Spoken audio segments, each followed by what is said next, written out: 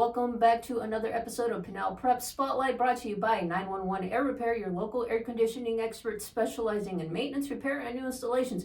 We are officially in postseason mode. We have a load of playing games for our baseball and softball teams. However, as we are recording this, the games have not happened, but by the time that this video is posted, the games will have happened. So we're just going to skip all that and talk about the two things that we do know. The two things we do know is that Santa Cruz softball and Florence baseball secured a top 8 seed, so they don't have to play in the play-in tournament, so they are going just straight to the first round. Santa Cruz softball will play on Saturday, and Florence will have to wait a bit until the first round starts in the 3A conference, which will be on Tuesday. Starting about what we do know, Santa Cruz softball. David, what can you say about the Dust Devils? Well, this has kind of been the constant theme here. It's Santa Cruz is back in the playoffs, but it's just going to be the question of how long can they last. We've always seen them do really well in the regular season, partly because they're a great team, but also partly because their region isn't as strong as some others. Some others are in 2A. So it's really going to come down to what kind of team shows up this year. It could be the team that is relentless and fearless on the base pass, has great defense, has solid pitching, or it could be the team that kind of crumbles under the pressure when they face some really tough 2A teams. We've seen it in many years in the past, but I hope this year is the year that they can finally have that deep run, possibly even make like a finals appearance. I really like to see that for this team, and I think Coach James has a really good grasp of her players and what she's doing. I think for me, it starts with Tatiana Reyes. She's done a great job for them so far. She has just been an absolute, just a huge contributor for them all the way since her freshman year. A junior now, she's done an incredible job for them so far. She's going to have to keep it up, and the rest of them have to contribute as well. I really like this team and how they're set up. I like their aggressiveness on the base pass. I hope their defense is able to hold up. I think they have to have a little bit of work to do there when it comes to limiting runs against a tougher lineup that they will face here. But I think they have a chance here to really have a good lineup and a good run with this lineup. And I hope for the best this year. And I hope this year is the different year that we see them actually have a deep run and have a good chance of bringing a title back to Eloy.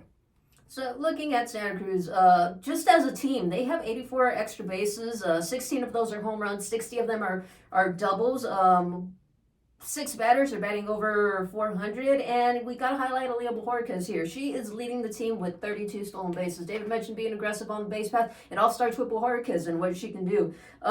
Fielding has been kind of an issue for Santa Cruz. As a team, they have a .882 percentage, 65 errors. Like David mentioned, this is something they really got to clean up. Looking at their 5 losses, only a handful of them have been close battles.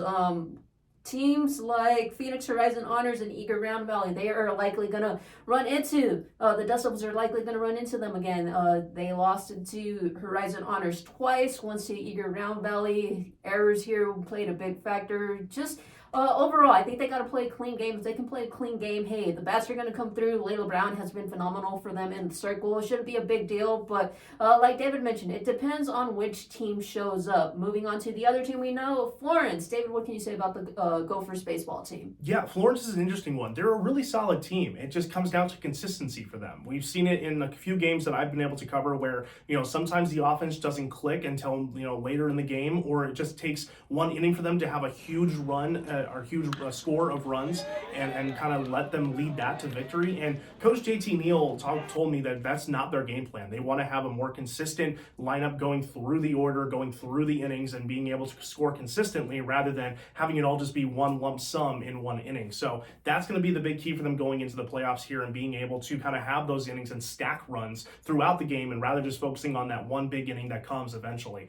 He wants this team to jump on guys early, and you got to do that in the playoffs because if you're the ones to score first, you immediately have the advantage. The defense has to hold up for them as well. The pitching can be shaky at times. There's some young guys, sophomores, and a little bit of juniors that are taking most of the pitching innings for them. So it just comes down to do all the pieces finally come together for them, and do they finally, have some consistency throughout the game rather than just focusing on that big inning where they score, 6-7 runs that leads them to victory. No, not saying that big inning is wrong, but it just has that consistency could definitely help them out throughout later innings and later games, especially when the pressure is going to be highest in the playoffs. All right, and that does it for our two teams. As I mentioned, we have 12 other games happening on Wednesday. Hopefully, hey, a couple of these teams manage to pull an upset or get a win, and we'll have more games on Saturday. I do have to end on a little rant here because kind of upset. Looking at the final AIA rankings, 6A baseball. Maricopa baseball finished with a 12-6 record. They finished at the 25 seed, just barely missed out on that top 24 spot. They went 1-4 in the last 5 games, lost twice to Tolleson and surprised Shadow Ridge. But hey, I mean, when you're a 12-6 team, I feel like, hey, I know opponents matter and strength of schedule and everything, but I feel like a 12-6 team deserves a little more credit than a 9-9 team. But that's just me. Anyways, be sure to check out Pinal Central for all of your local sports coverage and follow along as we tackle the postseason playoffs and everything beyond that.